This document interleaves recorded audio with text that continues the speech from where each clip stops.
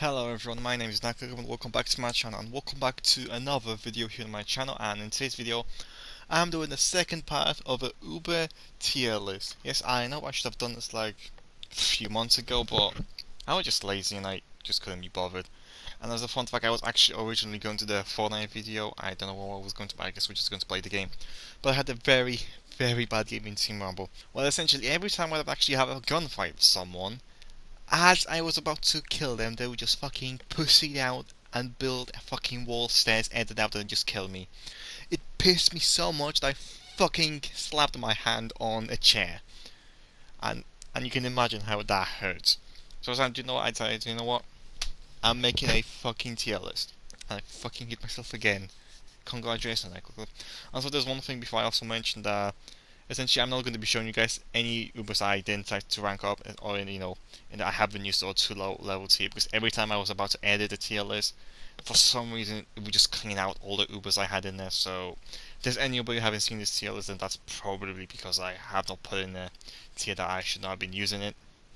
It's not that I don't have it, I forgot about it, just I just cannot be bothered searching it again in the Uber tier list. But anyway, let's begin with the video.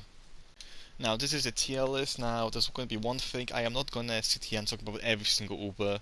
I'm just going to talk about the ones actually I need explaining. I don't want to be sitting here for like the next 20 minutes doing this video and also apparently 1 hour editing it. So I'm just going to quickly talk over the Ubers which need to be mentioned, and that's going to be it for this video. If there's any question you want me to ask about this tier list, then let me know down below. I'm always free.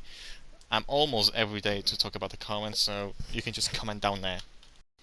Now, in the last place or C plus tier, I have this collaboration unit, which I forgot the name of it, and I cannot be bothered to checking this out.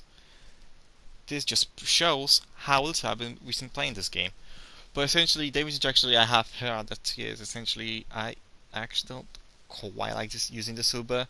It's not because I think she's bad, but I don't think she works as she's supposed to. Like for example, her gimmick is that she can stop black enemies. But there's few problems with that. That is not, first of all, that is not a 100% free, so you're already being outclassed by a bomber cat who can 100% freeze a black unit. And also, I would kind of say she's way too fast of a unit. As if like, really fast. And against, black enemies who also rush enemies is like, she's not very good. I mean, if you have a speedy team, she might be useful, but why the fuck did I just hit my microphone? But essentially, if you're planning to use this unit, well, literally, I think any other black unit is better than her, put it this way. Now, in this category, in the B and B+, I have units which are actually, I would say, pretty decent. If you do get them, then you should be happy about them, but they're easily replaceable. Like, for example, the middle guy who can stop black enemies is easily replaceable once you get a bomber cat, he's like 10 times better. And Anubis, once you get your hands on some wave blocker, like entirely stop waves, I don't think you're ever going to be using him. I mean, I still think he's a decent unit, I still use him sometimes, but if I have an option using someone who can not be hit by waves and someone who can stop the waves, I think it's kind of obvious who am I going to use. So overall, no problem with these units, is just they're easily replaceable. And in the A plus and A tier, I essentially just have Ubers that are just good. Some of that better than the others, doing that something else. But I just overall think that they're overall decent units. Dioramas, I think he's decent. That's again his true form. I generally like using him. Ganesh, I think she's a good long range attacker. And also, Hades, I believe his name is. Actually, someone in the comments below actually recommended for me to use him because he's a good tank. And can I just say, he was not wrong about it. He's an amazing tank. But the reason he's only at the A tier, not like in the S tier or anything like that, is because I really have not found a true use of any tanks. Like, I don't think I'm in a stage where a tank would actually be able to help me to push out a level. I mean, I have tried to use him in the Stories of Legend, and he lived quite a while, but he was not the one who was able to help me with the levels. I think I still need to like, grind to go through Stories of Legend, even though most of my rooms are level 30. The only ones which aren't is that the ones I actually don't use them. So I need to figure out how I can use him, but as a tank, he's a fucking unit. And now we are going through the S and SS tier. Let's first talk about the S tier. Yes, I do truly believe that Aslan Paslan is an S tier character. no character unit. And I know that someone's gonna comment down below and tell me how wrong I am. Actually, Cyberpunk is way better because XXX and reason. Do you know what I'm gonna say to that? I disagree. I believe that Aslan Pasalan is better than Cyberpunk. But before you say anything, hear me out. First of all, Aslan Pasalan works against metal. So that's already a plus because Cyberpunk does not work against them. And also, he's not a long range attacker, although he can hit people from long range, he does not have a long range trait. So for example, if there's someone like 1 inch away from him, he can still hit them, while Cyberpunk cannot. He physically would not be able to hit them. So that's why I like him, that's why I believe he's an S tier. And also Adamaru, how the fuck do I say this? Adamarasu, I'm gonna call her that. I believe she also is an S tier. I think she's actually quite decent unit. She does massive damage to everyone. Like there's no buff, nothing does down about it. There's anything that have a trait, boom, obliterated. That's why I like her. Although I did originally supposed to have an orbital cannon, or the guy who actually calls it a little spaceship, as you can see in the A+ tier. But I was thinking not to put him in there because actually he doesn't hit traitless enemies, and there's quite a traitless enemies in the game, and if you cannot hit them, then I think that's a massive downside.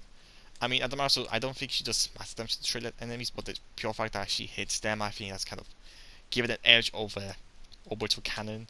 I'm not sure if that's his actual name. That's a bit better. Now, first thing which I have an SS tier is Sabre.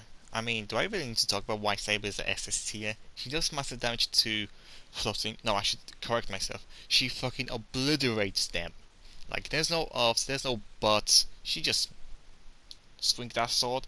Fast attack, massive damage. She's fast unit, so we can use it to rush some stages. She's a good unit, and she's really that good. I mean, whenever people actually say that she's a good unit, they're not fucking lying.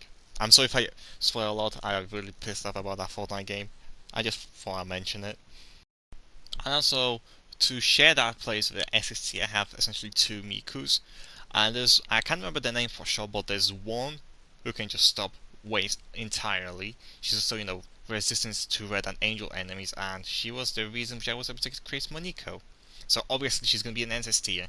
Stopping waves in this game is so crucial. There's barely any unit that can do that. And also there's one, I believe that she's a 2021 unit, Snow Miko, I believe. I'm not sure that's the correct name, but she can freeze traitorous enemies, and she's but she's strong against them. So if I said the wrong, but yeah, that's why I believe that the S tier one can stop wave attacks, and the other is just strong against traitorous enemies.